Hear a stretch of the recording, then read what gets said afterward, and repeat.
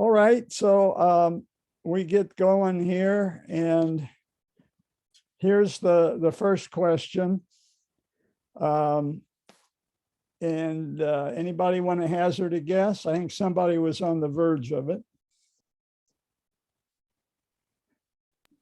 Okay, here we go. The thing that comes to mind for me is like the bubonic plague, but I don't know if that's a skin disease, but I know you get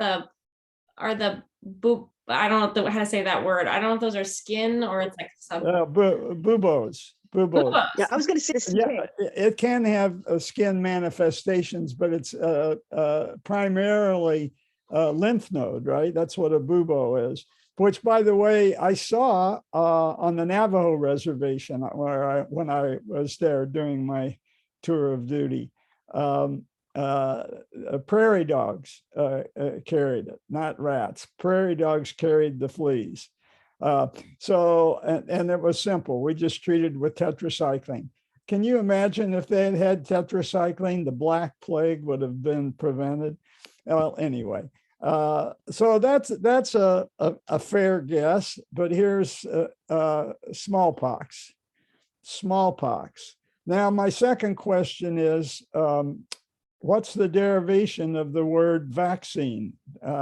We've been talking a lot about vaccination in the last 2 years.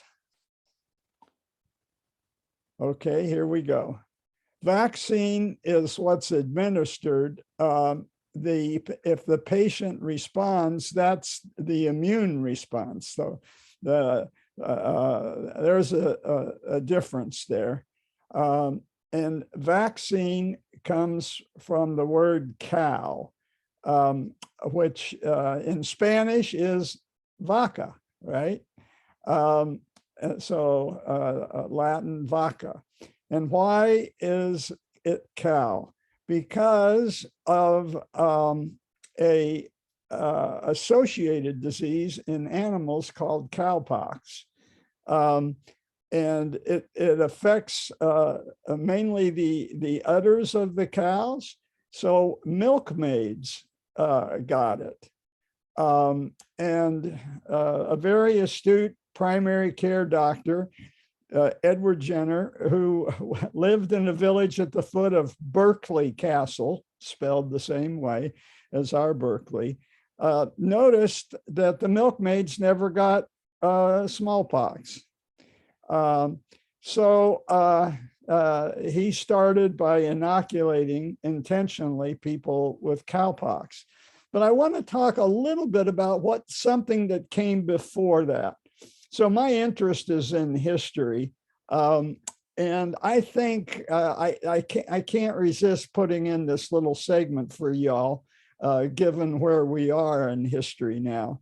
But before there was immunization, there was variolation, which was to take the smallpox itself, not the cowpox, the smallpox itself, and put in little doses, pricks into the upper layer of the skin.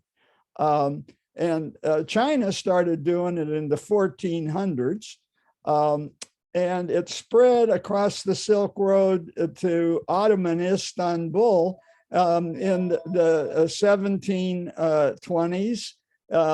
A tourist in Britain, an upper class woman, noticed that on the street they were doing variolation. And she came back and reported it to Britain, and it became a thing in Britain. Kids had active smallpox placed in the dermis. There was a risk because 15% of 10 to 15% of these kids went ahead and developed full-blown smallpox, right? And then you have the attendant risks of fatality. So there was a risk from dealing with the smallpox itself. If you ever saw the HBO version of John Adams, you saw Abigail Adams doing this on her 5 kids. and one of them did have get smallpox, survived fortunately, but just barely. And so could this have been Abigail supervising? But here's the interesting thing. It was well known, this practice, and this is a couple of decades before smallpox, right? Before cowpox is used in vaccination. So George Washington knew about variolation because his brother, who was in the British Navy, almost died from smallpox in one of their excursions. So he at Valley Forge said, I'm going to roll the dice, even though 15% of my men may get it. He inoculated everybody at Valley Forge. So this isn't in history books, but I think it's so interesting I couldn't resist mentioning it. So what was the effect? This is just one slide. Smallpox, percent of all deaths in London, and after cowpox is introduced, the incidence goes down, and variolation is banned because it's doing so well. We don't need to run 15%. They make infant vaccination mandatory. Mandate, God, we're hearing so much about crazy mandates now. But there was just as much anti-vax then as there is now, sadly. And this is the last case of smallpox in Somalia. And if you don't know Larry Brilliant, take a listen to his TED Talk. All right, so thank you for indulging me. I just can't resist mentioning this. Now, I know some of you maybe are hearing this for the second time. And I'm sorry for that, but I don't know any way around it since we have a mixed class. And Maya, I know, hasn't heard it. So off we go. You don't need to know any of this, right? You certainly don't need to know the layers of the epidermis, not for primary care. You're going to learn a lot about hair, which is a sneaky thing. It's of the epidermis, but it dives down into the dermis and causes all kinds of problems. When you read about acne, you just need to know about the sebaceous gland, which answers to testosterone stimulus. And so and then there are particular kinds of sweat glands that could cause problems, like in the hidradenitis. But here's the dermis. It's leather. It's solid. And so when it comes to destroying things, you can do a lot of damage in the epidermis, but you've got leather underneath to protect you, which means that you as a primary care physician can help a lot of patients just by destroying obnoxious things in the epidermis. All right, so this is my curriculum. I went to the literature. I'm not interested in what we see in dermatology clinic. I'm interested in what we see in primary care clinic. And so I took 4 studies and came up with this rough list in order of what you see in primary care.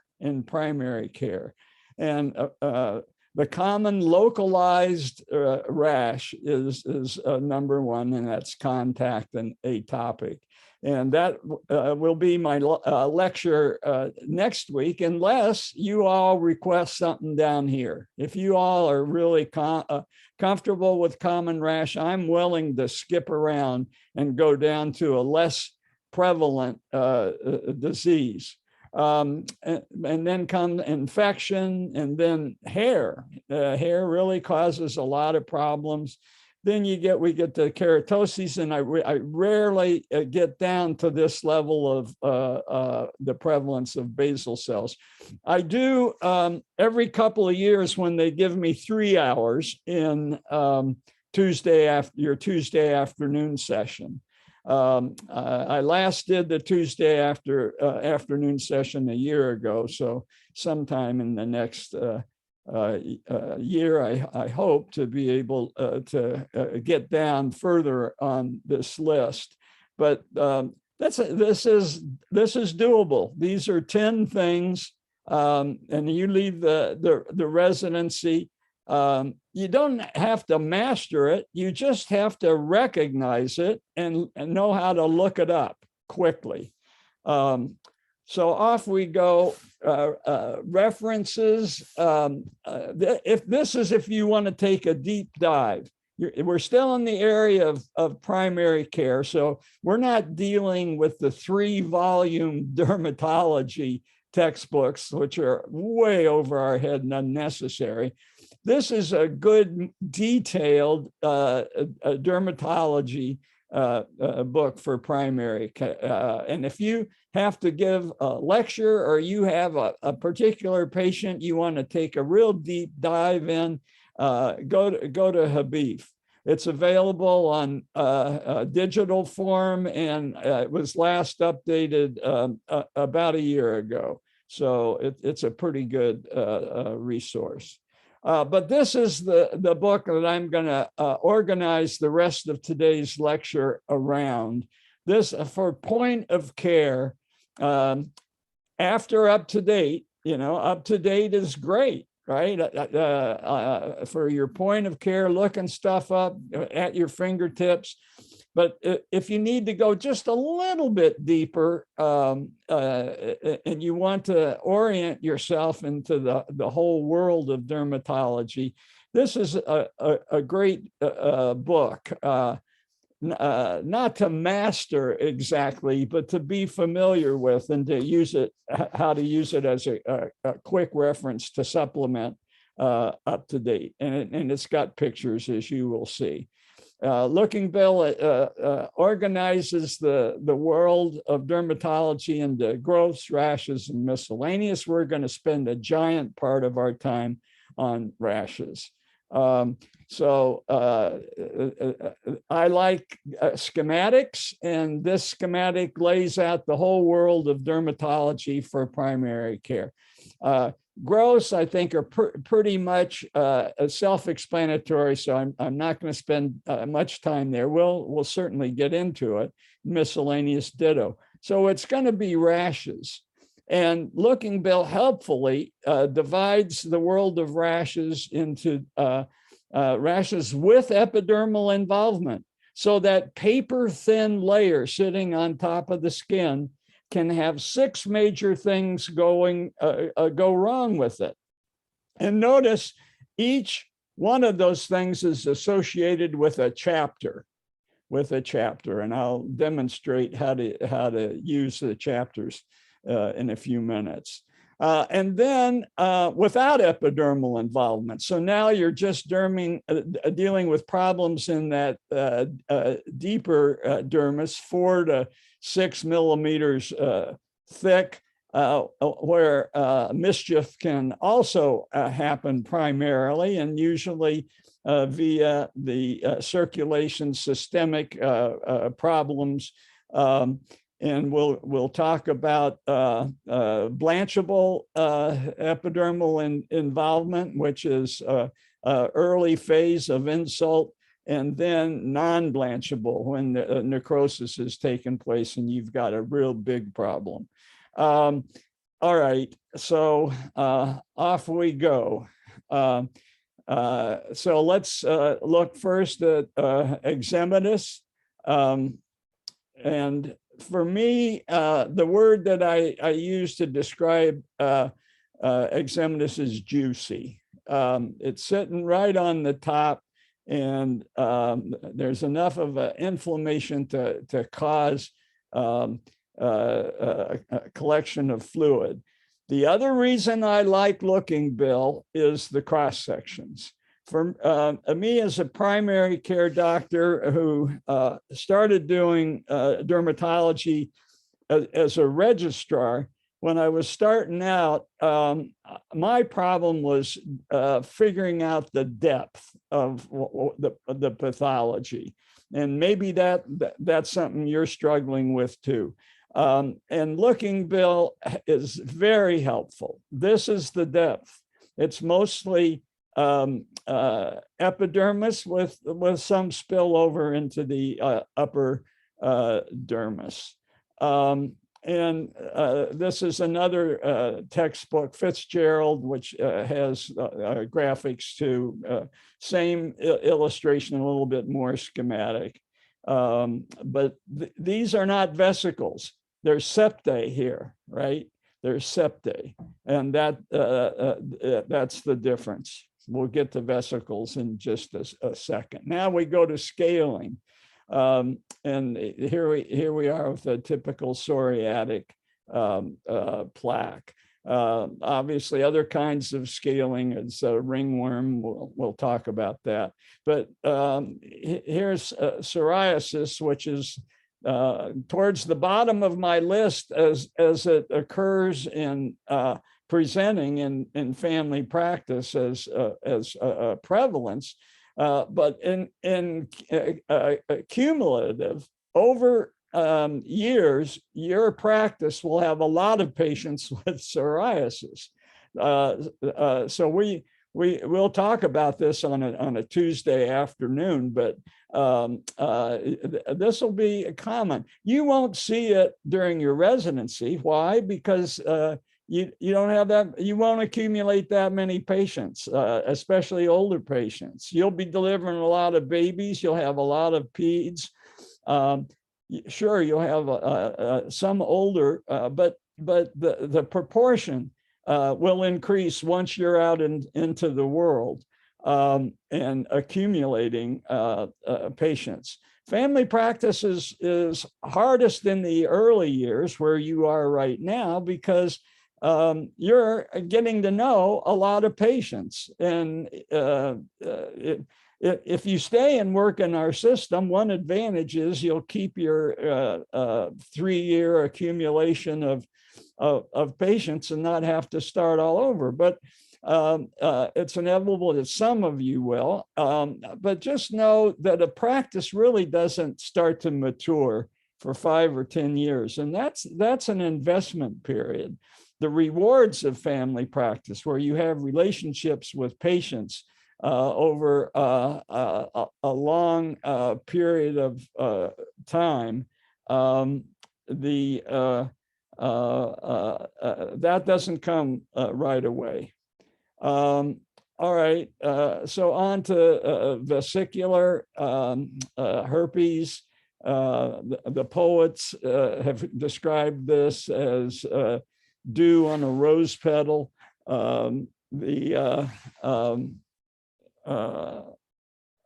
Dries out over time. You look at this, you can imagine that it's painful, right? Herpes is of the nerves. So now you've got the accumulation of real fluid without septae. Bullae, same thing, a little bit bigger. Then we get to papules. And there's various definitions of what a papule is. You don't have to memorize that.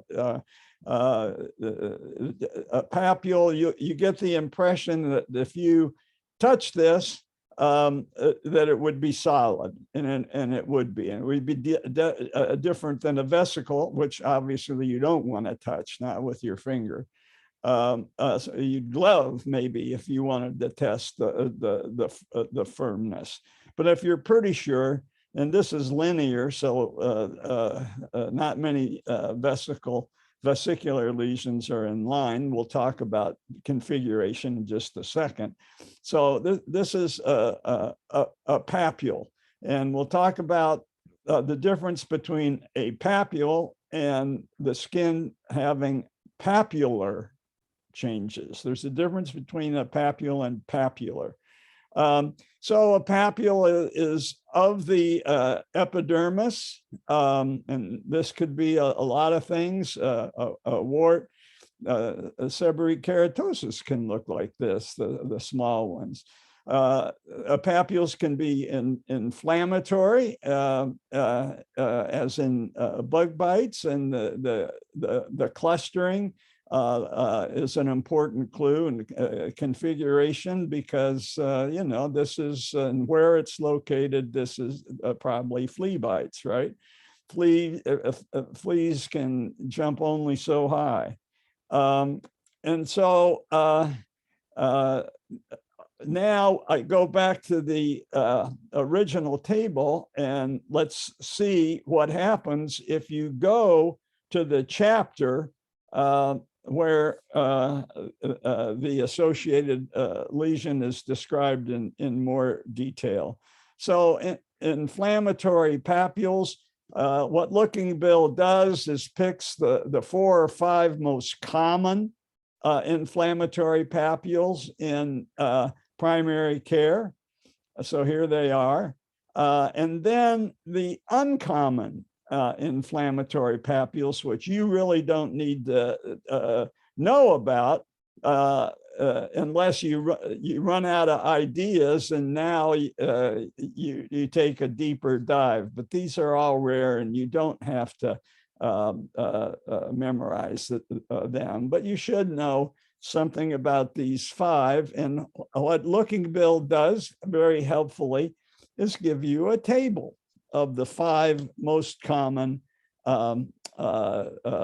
inflammatory papules, and they're ranked in order of frequency. Words about etiology, history, physical exam, just a few words with the key descriptors, and then the differential, and then lab tests that may be needed to make the differential. We won't dive into any of these particulars right now. We'll come back to it.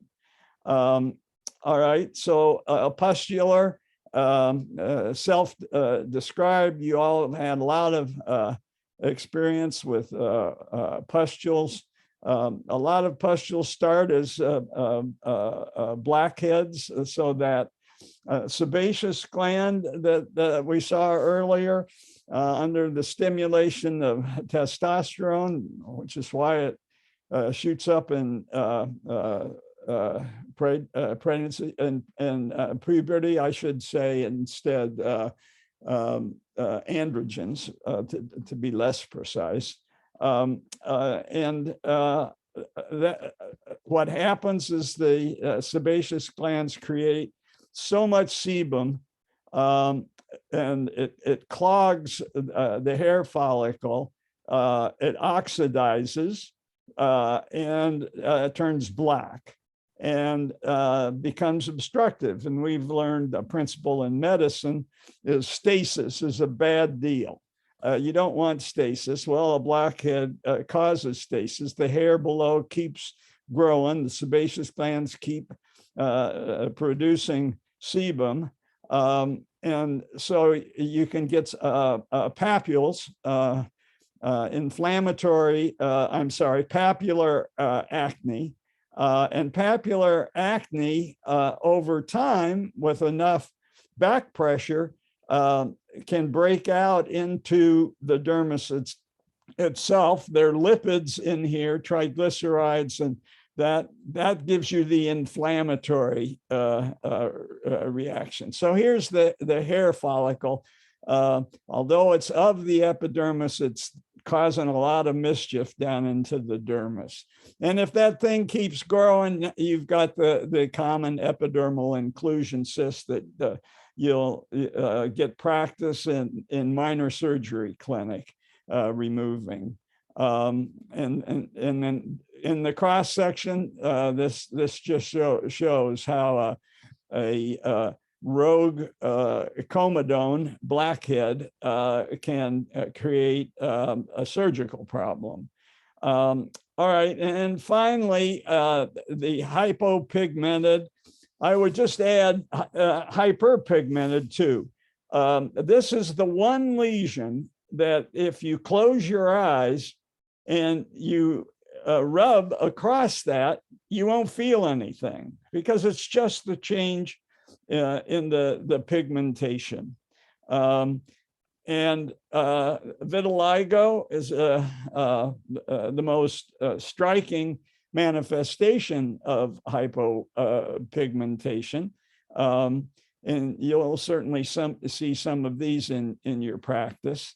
Hyperpigmentation here in a patient probably from Northern Europe like me, who's not supposed to be in California where there's so much sun. This is Actinic Lentigo. And the cross section, that's all it is down in the pigment basal layer. And you can get hyperpigmentation from contact, persistent contact. And I've learned from one of our residents that in the Middle East, this is a sign of piety. Why? Because they pray 5 times a day, putting their forehead on their prayer rug, which obviously can contain a lot of dye, and just from the process of contact create hyperpigmentation. All right, so those are single lesions of the epidermis. Let's talk about configuration. We've already seen a linear, what we saw before, the linear papules was lichen planus. We saw grouped already the insect bites on the ankles, as Dr. Page likes to say, breakfast, lunch, and dinner. We've seen, we will see annular that can be of the epidermis, but also there's a dermal pathology that can cause annular, Granuloma Annularity, and geographic. Geographic always was puzzling to me. What does that mean? All it means is it can look like a continent. So if you see the hives in a kid and they look like Australia, you could say geographic. I don't, but so here's the linear lichen planus, also known as a Kebner phenomenon, but you don't have to remember that. And the grouped. This is the Granuloma Annularity. It looks like it's in the epidermis, and you can certainly feel it. But when you feel it, it's indurated. That rim is indurated, and because it has thickness and it's growing in the dermis and tenting up the epidermis. That's not a problem with the epidermis. And so you can see that here in bees. This is a problem of a granuloma down deep in the dermis. The epidermis is just fine. Okay, so this is annular ringworm and the active scale. So more scale on the edge than in the middle. It's not always a ring. It can be serpiginous and quite irregular. Serpiginous meaning snake-like. This is the geographic lesion. It's also of the dermis, and I'll talk about that later. Now let's go down to the dermis. here we've determined there's no epidermal involvement primarily. And what sort of things can go wrong in the dermis? So you're dealing with redness, erythema, and the first question is it blanchable? So we get to this node, is it blanchable? And if it is, we're just dealing with a more temporary problem. If it's not blanchable, we call it palpable purpura.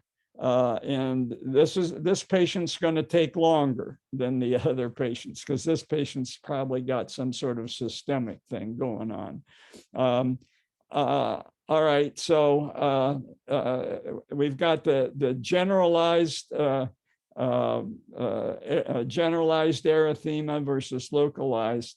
That's the main differential. So this is generalized. You press on that with your thumb, you have the impression that is going to blanch. When you let your thumb up, it'll fill up. The filling time's important. And where's the pathology? It's not in the epidermis, it's down in the dermis.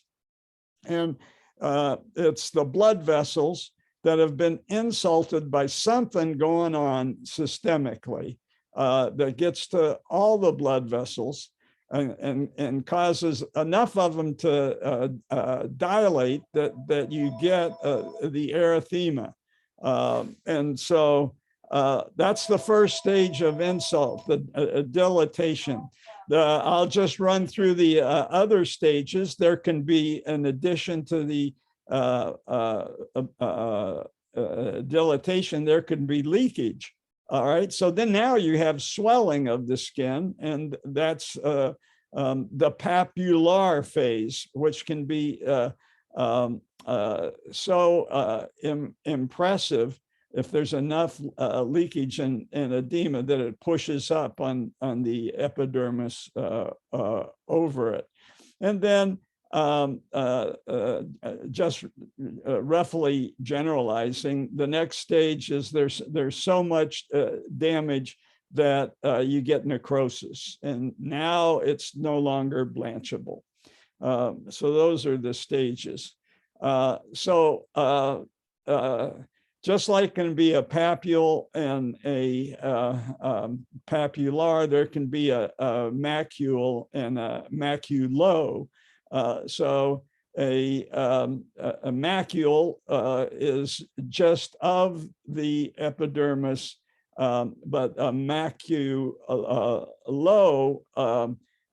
would be just the dilatation that's reflected through the epidermis, but there's no swelling yet. So maculo versus macule. So the different causes of generalized vasodilatation rashes are listed here. Drug eruptions, the most common. From primary care, I'd say the sulfas, and thiazide is a sulfa. So of all the drug eruptions that I've seen, I think that's probably the leading cause. It's a brighter red and more fluent pruritus. And if it's just a simple drug eruption, there's not going to be any fever, there's not going to be any changes in the mucous membranes or any constitutional changes. So this is the most common.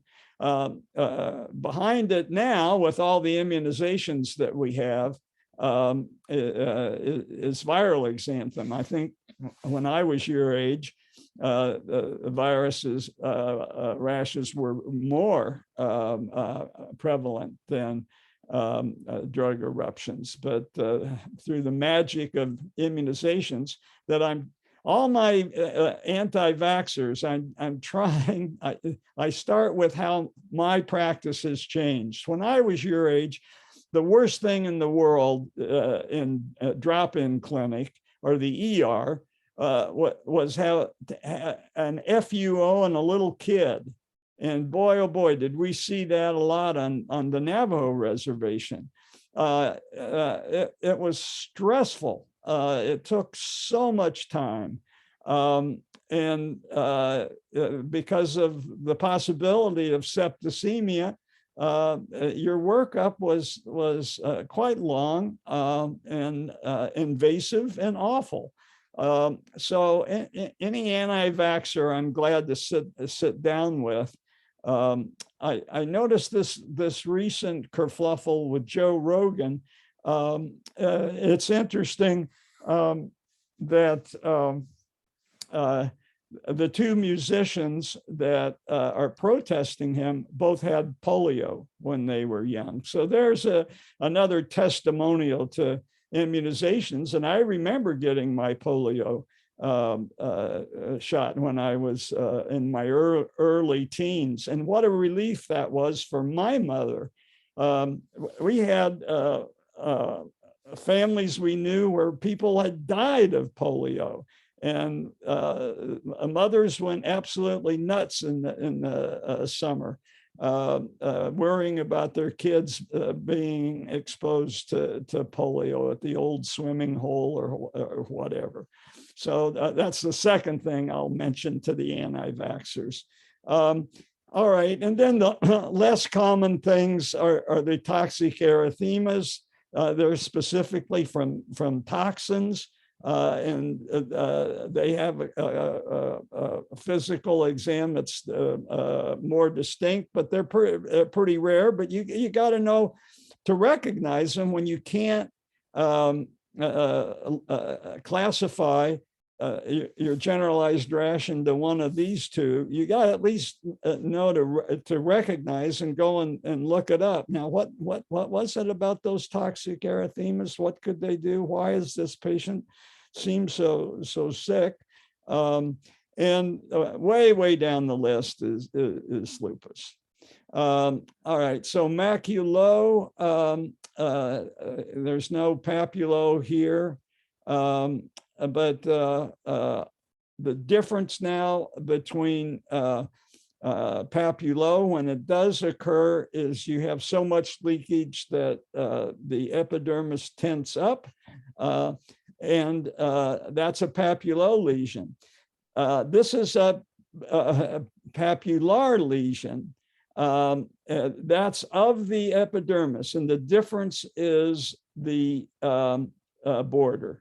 This is a nice, sharp, distinct border. Here, because it's tinted up, there's a shading, and you don't have that nice, crisp border. And this is an example of what looks like a papular lesion, but it's actually a dermatofibroma, which is a growth in the dermis, very common. You see something like this for the first time and you think, wait a minute, it's dimpled. Could this be a basal cell? But if you ask, how long has that been there? And it's been there for a couple of years. It's not a basal cell. So this is something that pops up in primary care a little bit. And so this is a dermatofibroma pushing up. And all right, so there's some things that aren't common, but you got to recognize that you're dealing with an emergency. They're not common, they're not high on the prevalence list, thank goodness. But you look at something like this that's confluent and looks like a bad sunburn, and you've got to realize it can evolve into a burn. And these patients have to be admitted to a burn unit quickly. I've had 2 patients in the primary care setting, not coming in because of an emergency, but just showing up in primary care, where you've got that acute sunburn looking thing, and they both evolved to that. This is your test. You've got to know when you see that bright red sunburn, you've got to test the skin. And you've got to see if the skin can tolerate a shearing pressure. And so you put your thumb down and you move it to the side, creating a shearing pressure. And if you see the skin unable to tolerate that, that's positive. So you can call your dermatologist right away. In my case, I wound up calling the burn unit over in San Francisco and saying, "Hey, we got an admission for you." The name for this is the Nikolsky test, but you don't have to memorize that. Just call up your dermatologist and, "Hey, I've got a patient whose skin can't tolerate shearing." The dermatologist will help you. This is a type 2 reaction. You guys know more about this stuff than I do. So the 2 cases that I've seen are both from drug reactions, and just by chance, they're the top 2 that I've admitted from primary care to a burn unit: allopurinol and lamictal.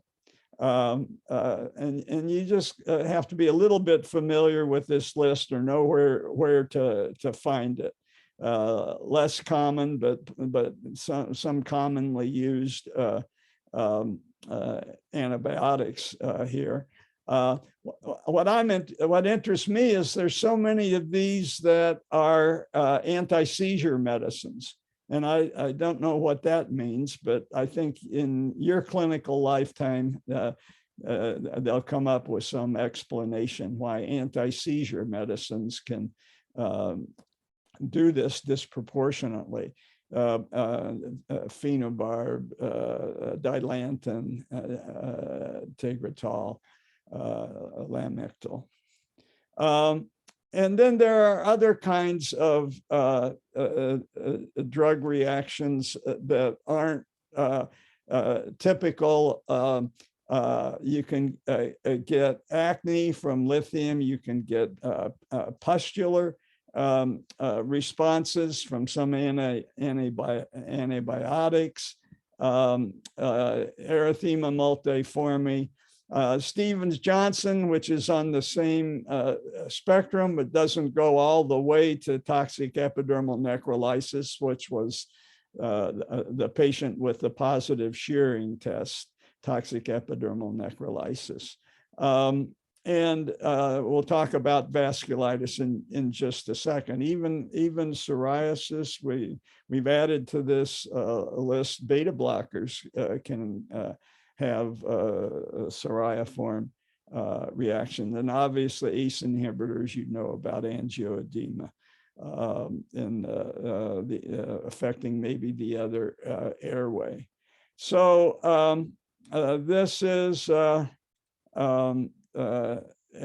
viral rash that we used to see a lot more of, a little bit less intense, less itchy than drug rash.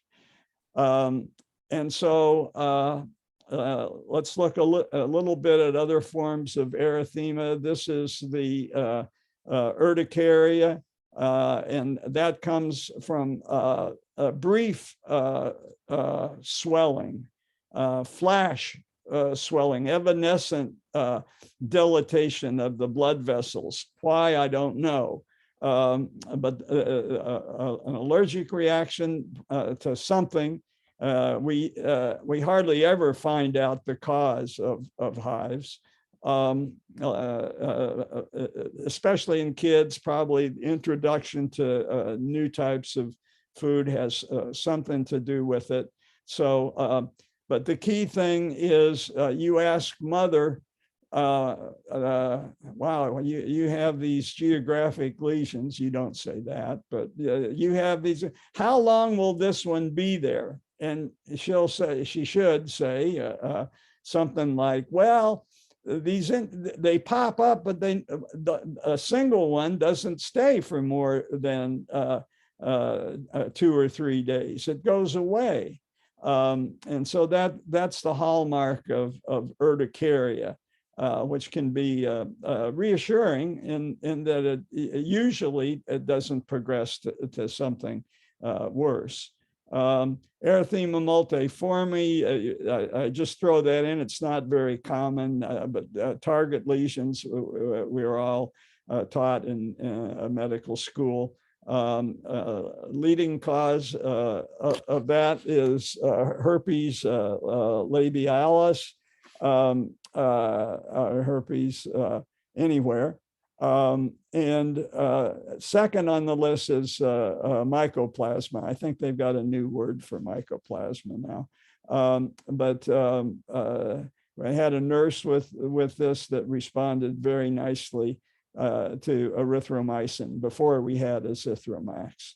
All right, then the next thing is the non-blanching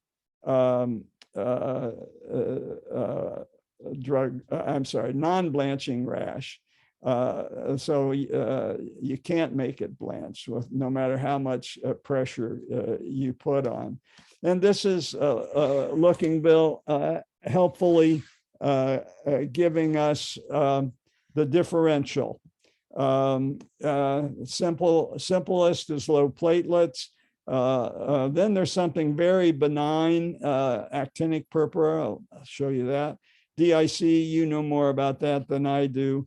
And then vasculitis, which has a long differential, and you need to call the dermatologist. It's usually going to involve a biopsy to see what layer, what kind of cells are involved. This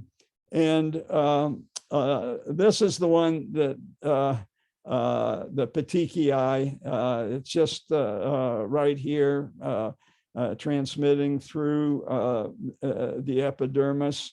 A platelet problem is the most common. This is the benign one. You look at this and it looks terrible.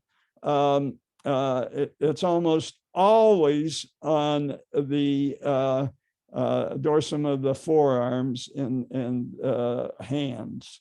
And again, it's somebody like me living in a place where my ancestors' genes didn't prepare me for. This is too much sun, and turns the venules very brittle, and they can't tolerate any kind of stress.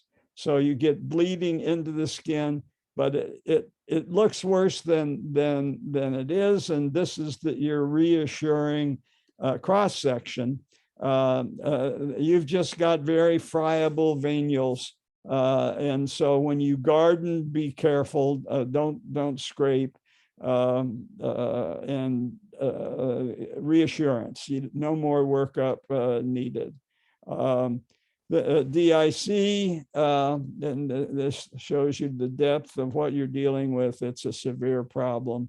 Now I'm going to talk about the palpable purpura. So in addition to the dilation of the blood vessels and the leakage and the edema, now you've got necrosis. So now you're, and the vasculitis, it can be other places than the skin, and that's the workup is going to be long. So you call your dermatologist, and hopefully you can do a quick biopsy. It's not hard. The answer is just a few millimeters away. And when you rotate through derm clinic, I hope you'll get to feel comfortable with that. But it can progress, and the necrosis can become much more noticeable. Okay, so I think that's where we'll stop today. I'll take questions, and then I'll have a question for you.